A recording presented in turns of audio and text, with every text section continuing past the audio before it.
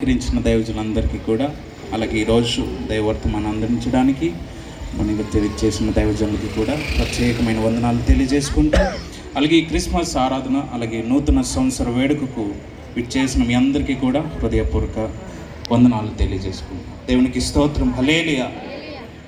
అయితే ఈ యొక్క క్రిస్మస్ సందర్భంలో దేవుని యొక్క సన్నిధిలో చేరిన మనమందరము కూడా కేవలము ఎవరిని మహిమపరచడానికి క్రిస్మస్ ఆరాధన చేస్తున్నామంట? ఎవరిని మహిమపరచడానికి? దేవునిని మహిమపరచడానికి. కనుక దేవునిని మహిమపరచబడాలంటే మనము చేసే క్రియలన్నీ కూడా దేవునికి ఇష్టమైనవిగా ఉండాలి.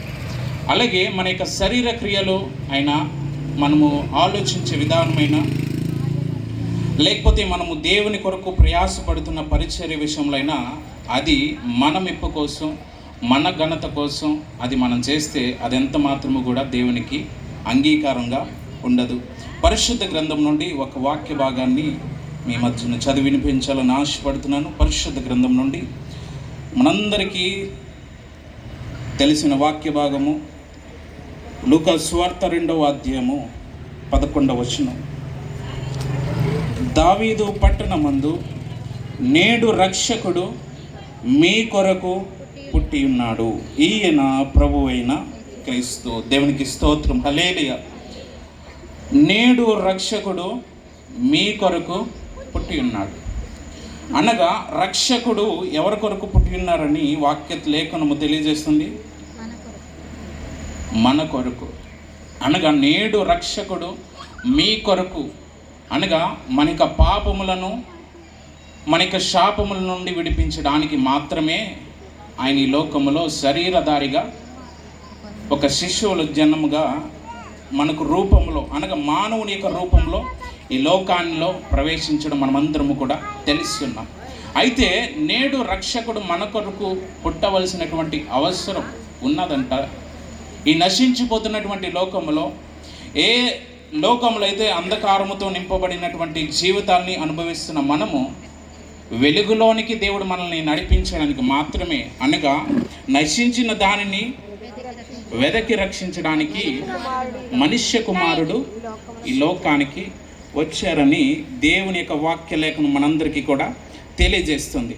అనగా క్రిస్మస్ మనకు గుర్తు చేస్తుంది ఏంటంటే, దేవుని యొక్క ప్రేమ మానవుల యొక్క పట్లందరి కూడా, అనగా ఈ లోకంలో ఉన్న ప్రతి వారి మీద దేవుని యొక్క ప్రేమ అనేది ఆయన ఏం చేస్తున్నారంట? ప్రతి ఒక్కరికి కూడా ఆయన ప్రేమను చూపిస్తున్నారు.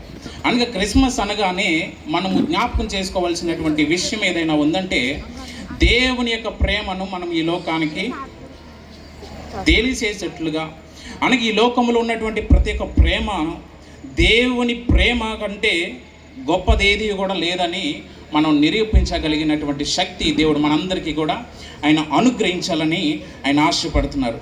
అనగా మన యొక్క పాపాల్లో, మన యొక్క భయాల్లో దేవుడు మన యుద్ధకు రావాలంటే ఆయన ఒక మానవుని యొక్క రూపంలో రావాలి.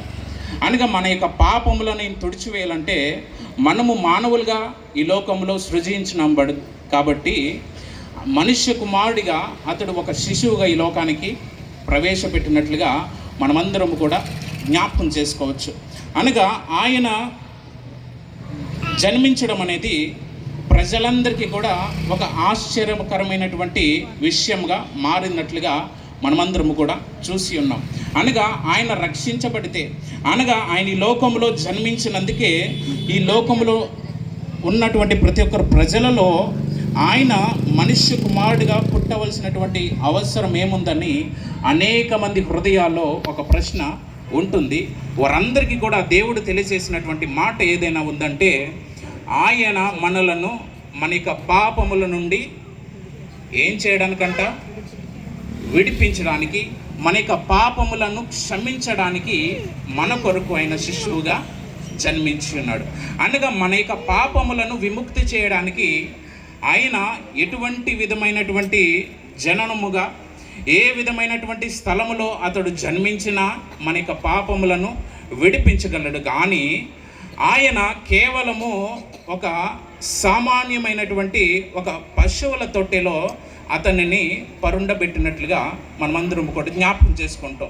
అనగా అతనిని పరిశోల తొట్టెలో పరుండబెట్టడానికి గల కారణము ఆయనకు జననము దేనితో ప్రారంభమైందంటే ఒక దీనత్వముతో, అనగా ఆయన తగ్గింపుతో ఆయన యొక్క జనమును ప్రారంభించినట్లుగా మనమందరము కూడా గనుక దేవుడు అనగా మనుష్య కుమారుడు నేడు రక్షకుడు మన కొరకు ఆయన పుట్టి ఉన్నాడంటే మన యొక్క పాపములను క్షమించడానికి, మన యొక్క జీవితాన్ని మార్చడానికి, మనలను ఆ నిత్య రాజ్యానికి చేర్చడానికి. దేవునికి స్తోత్రం, హల్లెలూయా.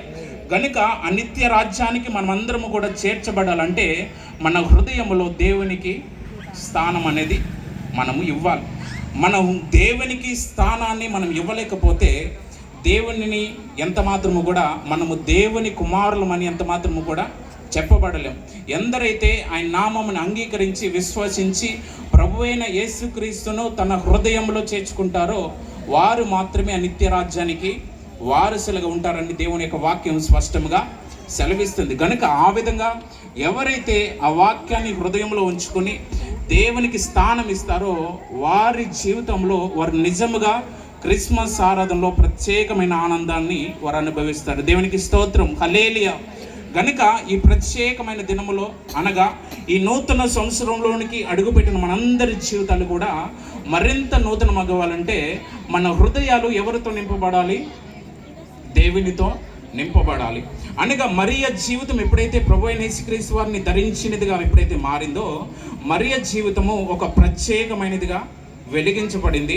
అనేక ప్రజలు ఆమెను చూడడానికి, ఆమెను ఆశ్రయించడానికి అనేక మందిగా గుమికూడి ఉన్నారంటే దానికి గల కారణము ఆ ప్రత్యేకత ఎవరి నుండి వచ్చిందంట?